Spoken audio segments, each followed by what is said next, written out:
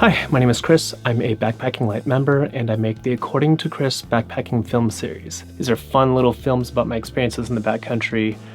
I'm not a camera expert by any means, not even close, but I do get a lot of questions about the gear that I use. So I decided to make this little video to walk you guys through the gear that I chose and why.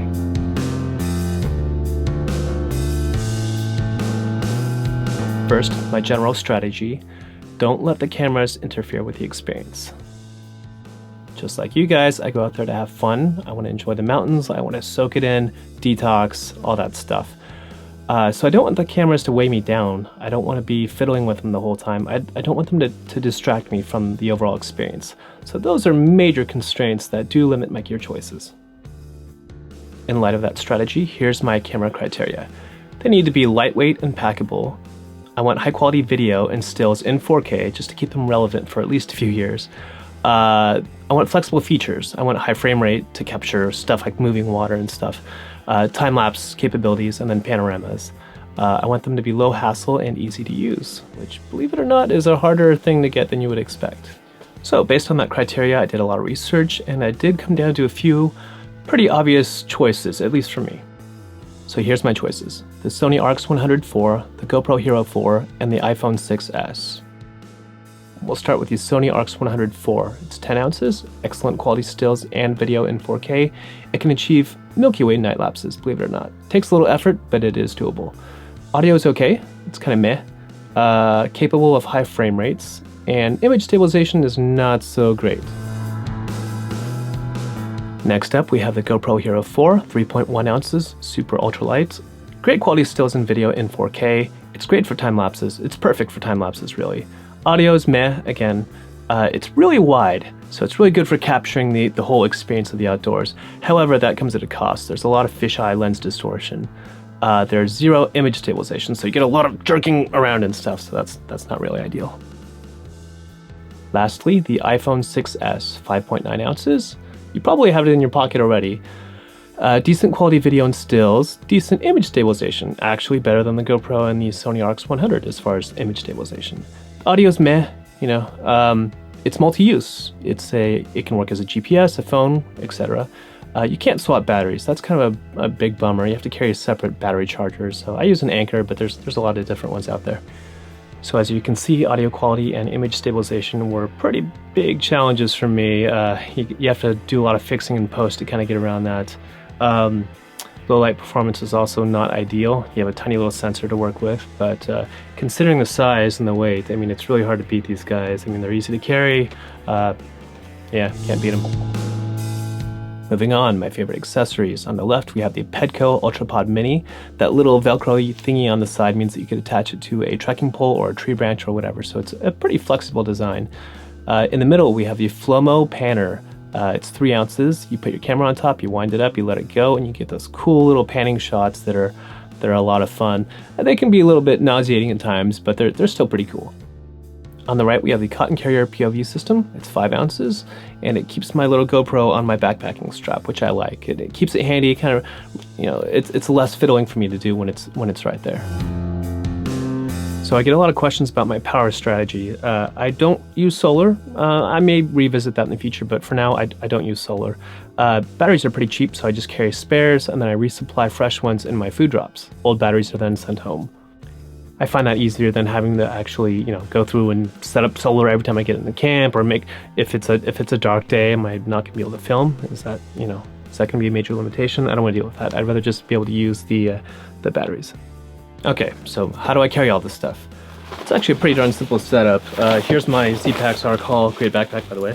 But I keep my GoPro on the shoulder strap thanks to that little cotton carrier thing. It stays right there, it's readily accessible. I don't have to go looking for it every time I want to take a picture, so I like that. As far as the Sony RX100, I keep that in my little hip belt pocket. Inside the hip belt pocket, I lined it with 1/4 inch closed cell foam, so pretty darn simple, keeps it safe, protected from the elements. It works for me. So like I said earlier, I'm not a camera expert, and I've actually made quite a few mistakes along the way. Pretty dumb ones. Apparently it's not all about the gear. There is some skill required, and I don't have that skill yet. Not exactly. I'm getting there. I'm working on it. But some of the obvious lessons that I learned, I figured I might as well share with you guys. So number one, slow the camera down. I'm really guilty of that. It's easy to whip these things around, and that's nauseating for the audience. So I apologize if some of my past stuff has made you dizzy. Next up, small cameras equal shaky footage. That kind of ties into the first one, I guess. A heavy DSLR is going to really weigh itself down and kind of stabilize itself to a degree at least. Small cameras don't do that, so it's really easy to whip them around. It's a challenge to deal with in post, so something to be aware of. Number 3, onboard camera audio is not pro audio, and that has caused me a lot of heck in the past. Wind noise in particular is a challenge. And lastly, backlit stills and footage are bad. I think that's an obvious thing for most photographers. It was not to me, because like I said, I'm new. And I've spent a lot of time in post trying to fix shots that were just really messed up in backlit. And you can never get them perfect in post. You should really try to get them right in the field, if possible.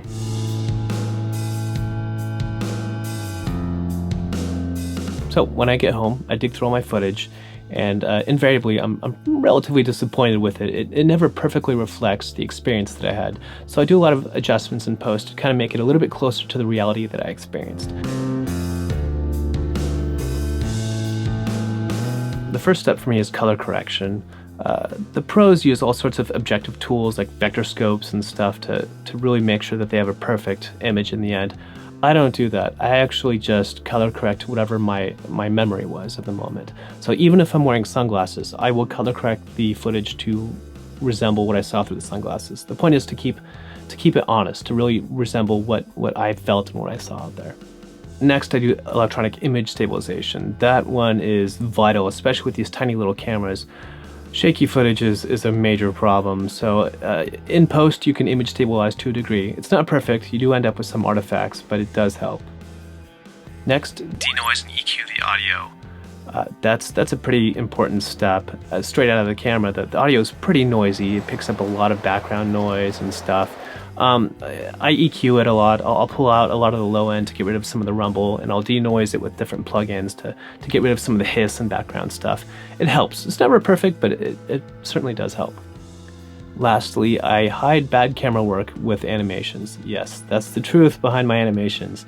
I'm such a bad cameraman that I'll end up with a critical piece of footage for the film that I'm working on, and it'll be a mess. You know, the camera will be whipping around everywhere. I'm like, crap, what do I do? So I'm like, I know, stick figures. You know, I'll put animations in the way, and that kind of helps hide my bad work. So now you know my secret. Okay, my software. I get a lot of questions about this as well. Final Cut Pro X is what I use for general editing. Works pretty well. It's a little expensive, but I think it's worth it in the end. For the effects, like the animations, I use Motion 5. That's also an Apple product. If you really want to just get into this, I started with iMovie. It comes free if you have a MacBook, and it's pretty darn good software. It's a great way to get started, at least. Okay, looking forward, I'm refreshing all of my gear. I know that sounds weird. Everything I just showed you guys I'm replacing. I still think they're great options. If you want to stay fast and light, they're hard to beat. But for me personally, I'm trying to take the next step. I'm trying to target film festivals and stuff for the next few projects that I'm working on. So I feel like to do that, I need better quality, and to do that, I need better quality cameras, which means a weight penalty. I'll be adding a good 6 to 7 pounds to my backpack, but the quality difference is pretty darn drastic. Here's what I chose. The Sony a7R II with a 16 and 35mm f4 and a 28mm f2 prime lens. That is a 3-pound camera in itself. Well, the camera and then the zoom lens is 3 pounds. Gonna be painful to carry, but the quality difference, like I said, is drastic. For audio, I switched to a Rode shotgun mic. I'm using it right now, so if I sound pretty good, that's why. To help me stabilize my footage, I'm using an Evo gimbal for my GoPro, and I'm upgrading to the GoPro Hero 5. Slightly better resolution, so figured might as well. And special thanks to Jason Fitzpatrick from the Mirror Project for helping me spec out some of this new gear. There's a lot of choices out there, so it was a pretty difficult decision, but he really made it easy for me. So thanks, Jason. Anywho, I hope this video was helpful, and I hope you have a lot of fun making your own backpacking videos. And I hope you enjoy the According to Chris backpacking film series coming this year to Backpacking Light. Thanks.